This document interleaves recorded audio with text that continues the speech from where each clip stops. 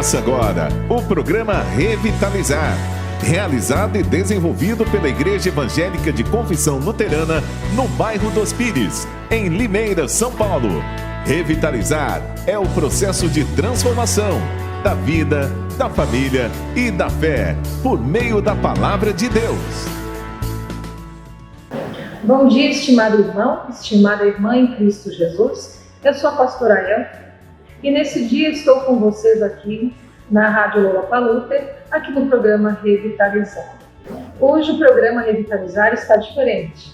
Hoje celebramos o dia da Reforma Luterana, 506 anos da Reforma. E para esse dia tão importante, para nós, luteranos e luteranas, compartilho uma mensagem de fé e de ânimo. Desejo que a palavra de Deus seja ânimo para você e te fortaleça na vida de fé. Saúdo a vocês com as palavras de Romanos, capítulo 1, versículo 16 e 17. Porque não me envergonho do Evangelho de Cristo, pois é o poder de Deus para a salvação de todo aquele que crê, primeiro do judeu e também do grego, porque nele se descobre a justiça de Deus de fé em fé, como está escrito: o justo viverá pela fé.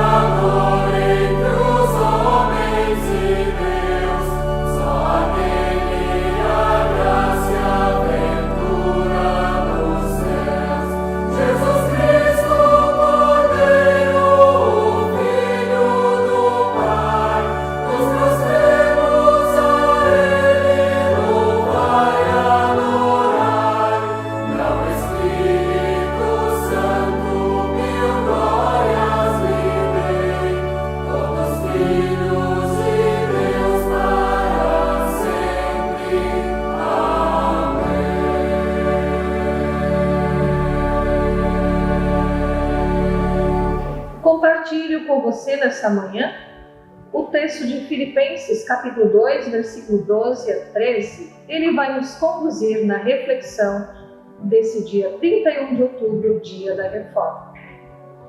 Assim, meus amados, como sempre vocês obedeceram, não apenas em minha presença, porém muito mais agora na minha ausência. Ponham em ação a salvação de vocês, com temor e tremor, pois é Deus quem efetua em vocês tanto o querer quanto o realizar de acordo com a boa vontade dele.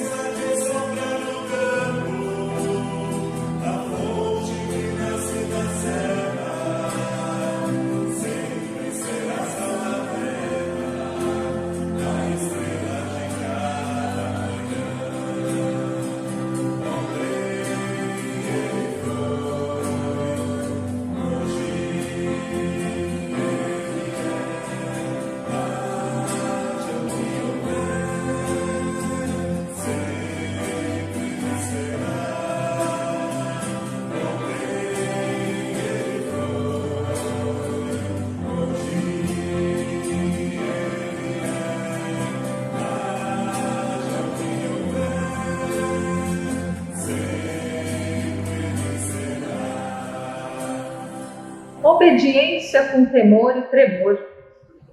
Amada comunidade, irmãos e irmãs em Cristo, refletir este dia tão importante, essa data tão importante, é comemorar a verdadeira perseverança na fé. Há 506 anos idos, Lutero mostrou ao mundo a sua coragem e também a sua fé destemida. Hoje nos perguntamos, como aquele homem foi tão corajoso, tão convicto?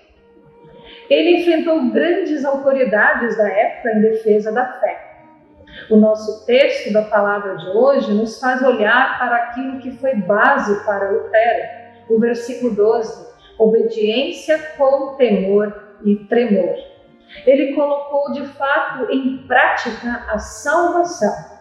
Para entender o que significa praticar a salvação, precisamos olhar para o autor da salvação, Jesus Cristo. Foi Jesus quem nos trouxe a salvação. E eu te pergunto, o que é a salvação? Havia alguém perdido que precisava ser salvo, o ser humano. E Deus, em sua misericórdia e graça, enviou o seu amado Filho para libertar de todo orgulho e egoísmo do pecado. A salvação, portanto, é graça imerecida, oferecida aos pecadores e pecadoras.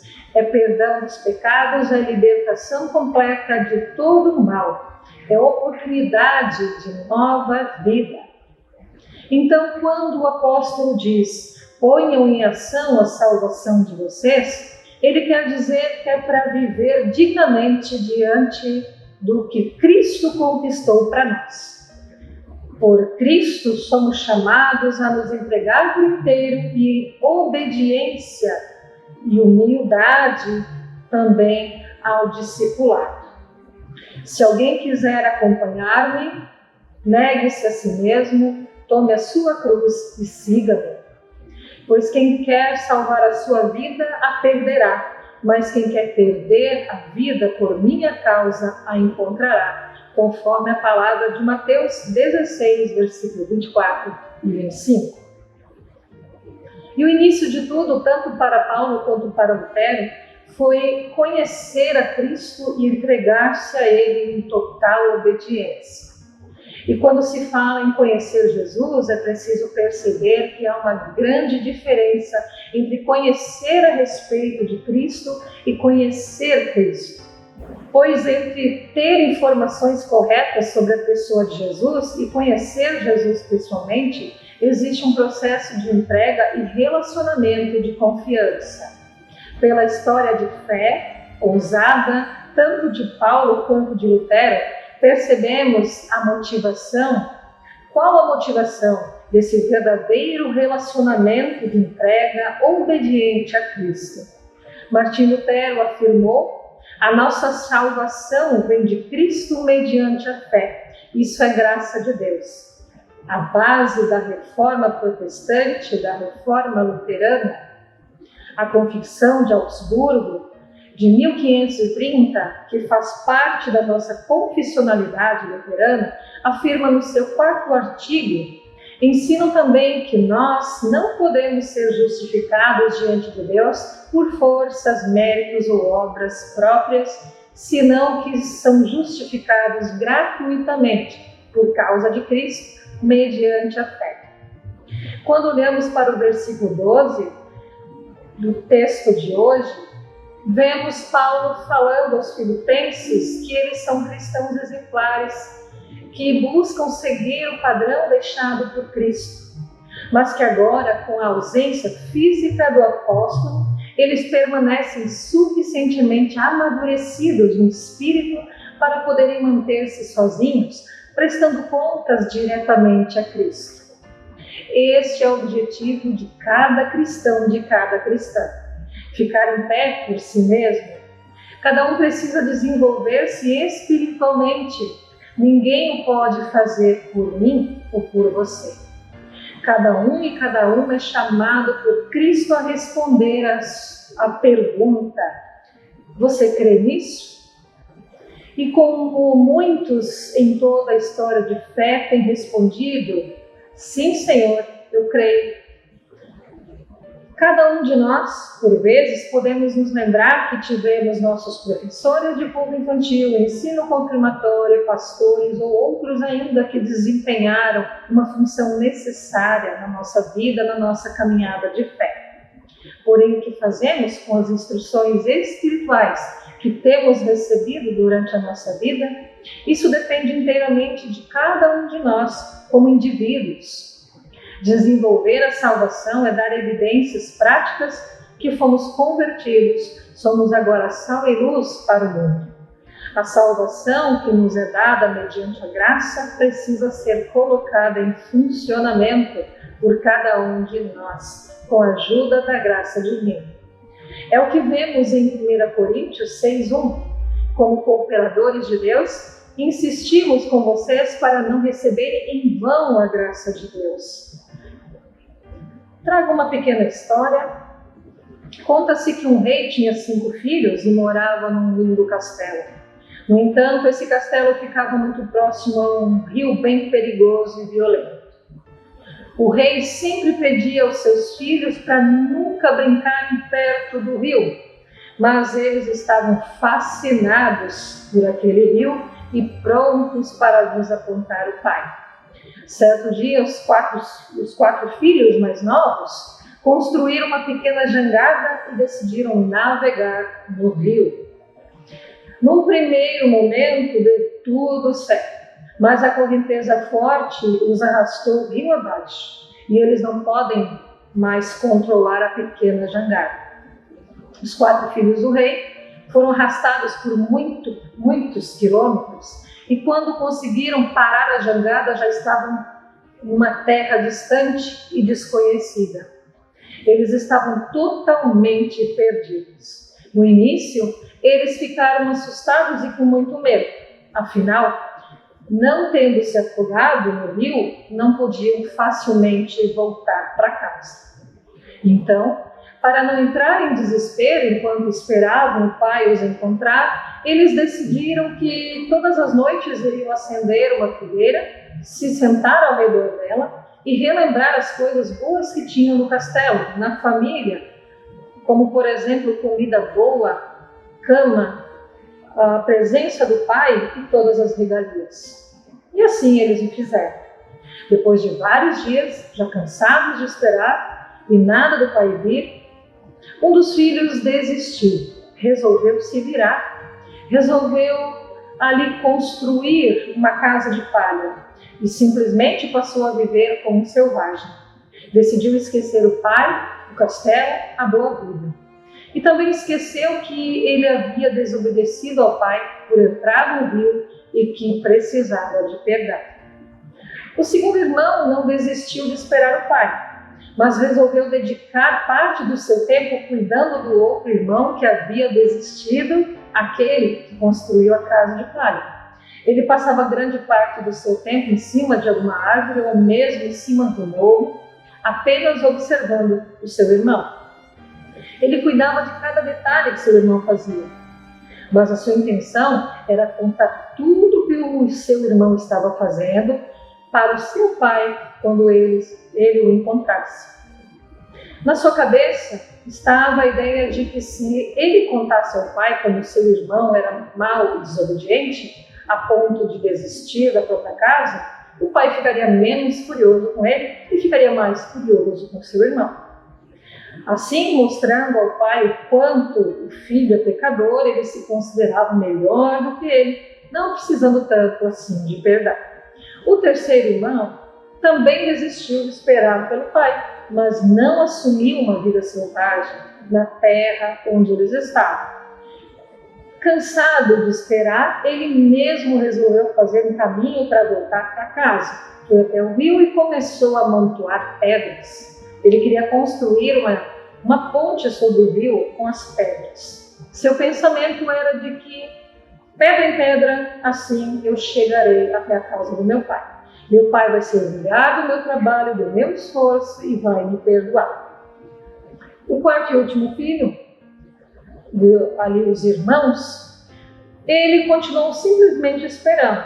Todas as noites ele sentava em volta da fogueira, lembrava-se da casa do pai, o que tinha lá e o que estava em seu coração, e a certeza de que seus irmãos e ele seriam encontrados, que o pai estava à busca deles. Para ele estava claro que eles não conseguiam voltar para casa sozinhos e que eles precisavam de ajuda. Depois de muitos dias perdidos, eis que o irmão mais velho, o quinto irmão que havia ficado em casa, os encontrou. Qual foi a surpresa? O primeiro irmão, o da casinha de palha, disse que estava bem e que não precisava mais voltar para casa, muito menos do perdão do pai. O segundo irmão, o dedo duro, chamou o irmão mais velho para um canto e começou a contar tudo o que o irmão da casinha de palha havia feito, com a intenção de amenizar a mágoa do pai sobre ele. O terceiro irmão estava dentro do rio, carregando pedras, fazendo a ponte. Ele levantou a cabeça só por um instante e disse para o irmão mais velho que ele voltaria sozinho por aquele caminho de pedras. Porque eu vou mostrar ao meu pai que eu mereço o perdão dele pelo meu esforço de voltar sozinho. Já o quarto irmão simplesmente se jogou nos braços do irmão mais velho e disse: que bom que você veio, agora posso voltar para casa. Espero que nosso pai me perdoe, pois eu sou um pecador. Amados e amadas, essa é uma lenda muito antiga que consegue mostrar exatamente a nossa condição atual como seres humanos e nos ajuda a entender a mensagem da reforma. De certa forma, o pecado é um rio perigoso e violento. Nós sabemos disso. Nós sabemos que podemos ter problemas se entrarmos nesse rio. Deus, o Pai, sempre pede para que nós não entremos. Porém, esse rio, assim como os filhos do rei, nos fascina.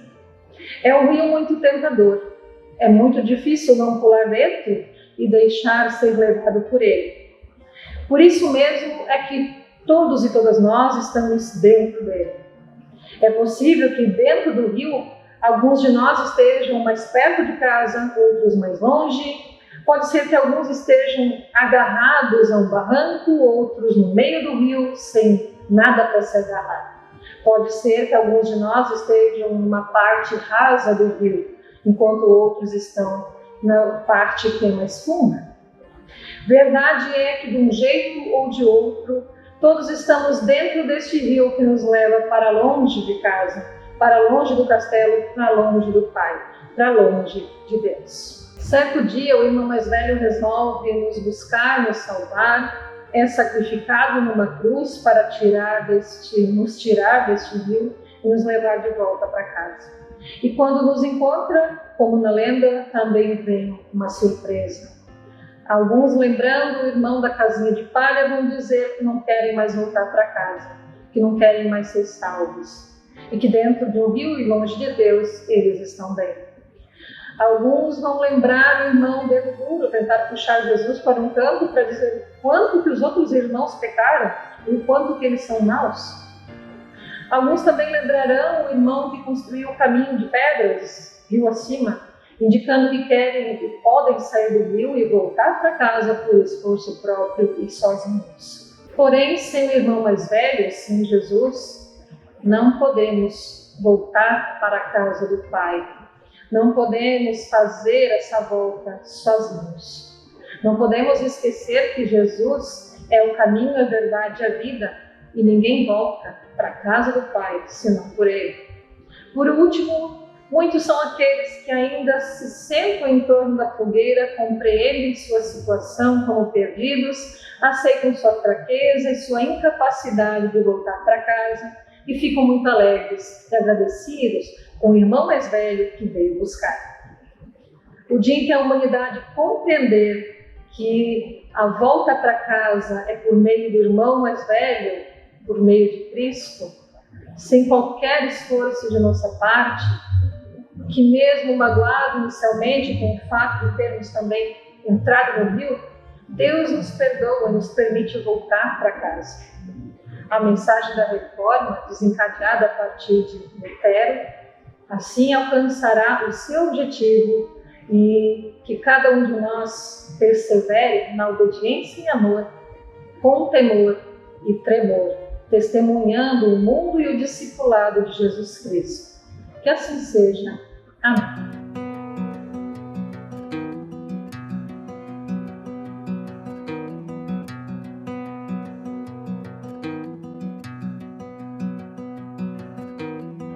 Deus é castelo forte e bom, defesa e armamento, assiste-nos com sua mão, na dor e no tormento. O Rei infernal das trevas do mal, com todo o poder e astúcia quer vencer. Igual não há na terra.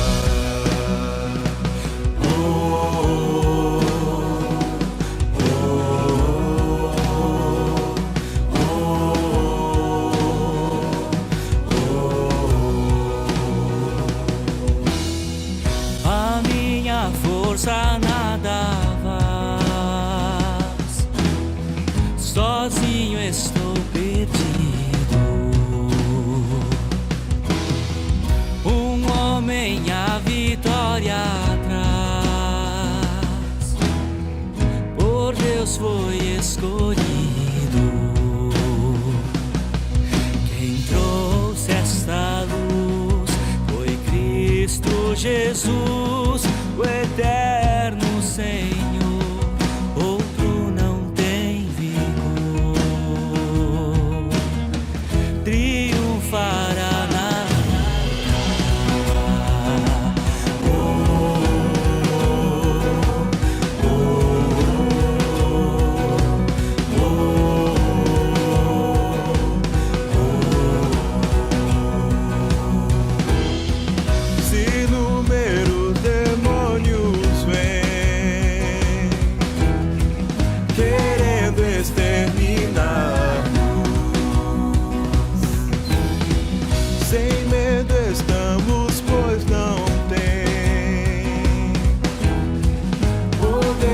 superar. Pois o rei do mar não dominará, já condenado está por uma só palavra.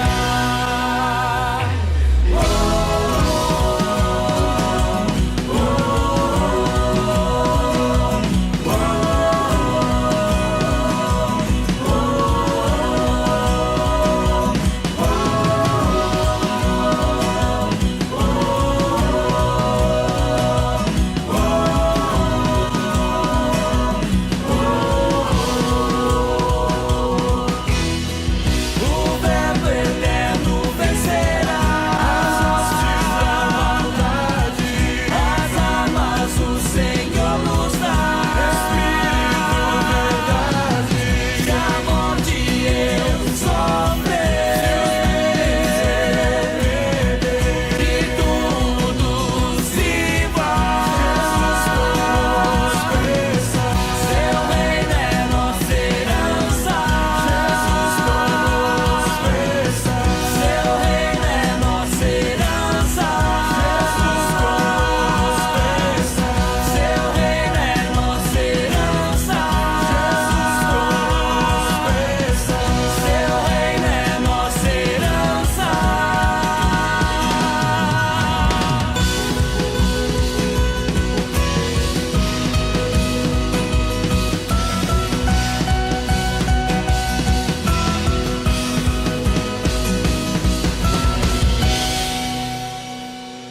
Assim eu te convido para orar comigo. Amado Deus, Criador, nós te louvamos e agradecemos por podermos estar reunidos para, assim, ouvir a tua mensagem neste dia da reforma, onde lembramos os pilares que são a base de nossa fé. Agradecemos por teu servo Martim Lutero, o qual recolocou a igreja nos trilhos do Evangelho, mostrando que somos salvos por graça mediante a fé em nosso Senhor e Salvador Jesus Cristo. Nós te pedimos, dá-nos a certeza de que és Deus conosco, ao nos falares através da tua palavra, abrindo nossos corações e nossas mentes para aceitarmos a tua verdade. Por Cristo Jesus, nosso Senhor, que contigo com o Espírito Santo vive e reina para sempre. Amém. Receba, pois, a bênção de Deus, que o Senhor te acompanhe e te guarde, que Ele esteja à tua frente para te conduzir no caminho, que Ele esteja ao teu lado te amparando em todos os momentos, que Ele esteja atrás de ti, te livrando dos males e perigos, que Ele esteja acima de ti, dando-te sabedoria e discernimento, que Ele esteja abaixo de ti, te amparando nos passos e no caminhar, hoje e sempre. Amém.